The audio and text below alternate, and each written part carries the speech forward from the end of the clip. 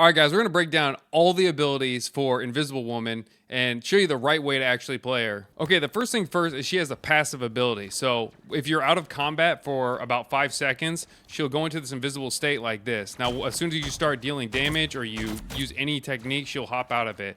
But give it about 5 seconds. Bam, there it is. And you can see it's active because you can see around the borders of the screen that it turns a little blue. And obviously, she's blue. Now, this is the only point in which you can heal as Invisible Woman. She doesn't have any other technique that automatically heals her, so you have to be cognizant of that. So her main technique is orb projection. So how it works is it sends out an orb and it comes back to you. And it can damage and it can heal your allies. So the key thing about this is positioning. So I want to throw it out and I can damage and heal through my ally. It also has a little bit of a curve to it, so I can damage an enemy and heal my ally if I just do something like that. So there's a lot of fun things that you can do with it. It also heals through multiple people. It can also damage through multiple people. Now, it's not an auto-aim technique. See, you have to be pretty much on the nose to hit somebody. So you got to be accurate. It's not like Cloak and Dagger's technique. Now, the next technique is Psionic Vortex. And how this works is it'll go out, and as soon as it hits something, it'll go off.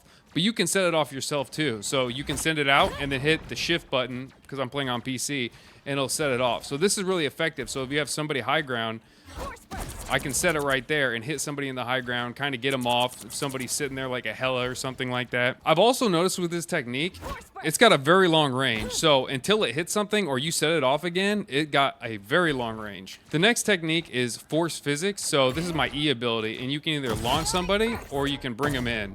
It just depends on what you want to do. Sometimes if somebody's overextending, you might want to bring them in so your team can finish them off and make it harder for them to escape. You could use this technique to boop somebody off because it kind of does have a pretty long range. It pushes people back quite a distance. Now, her next move is Agile Strike. So it's basically her melee. So it's 1, 2, and then on the third one, you have a knockback. The thing about this is you can load it up. So you can do 2 hits, give it a second, come up and knock them back. So this could be effective if you're in the right position to knock somebody off.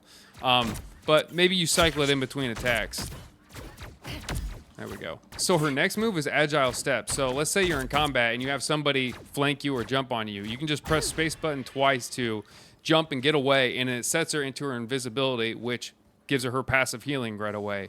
So that's her best technique to get away and heal herself if you need to get out of combat. Now, another cool technique that Invisible Woman has is the Guardian ability. So it provides a healing over time.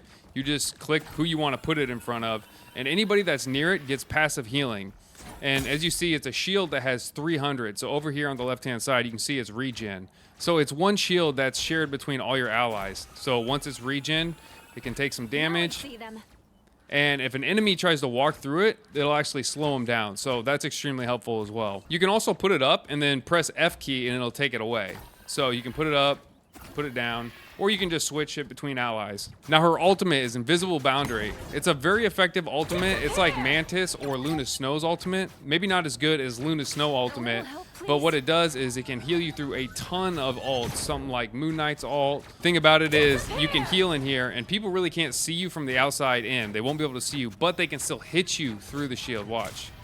I still take damage, so you got to be aware of that. So her last ability is her Team Up ability, which is with Mr. Fantastic currently, and it gives him some damage resistance, and it gives her 15% bonus to her healing. And then it also gives a passive healing bonus to other Fantastic Four members, so we'll see that when the other members come out.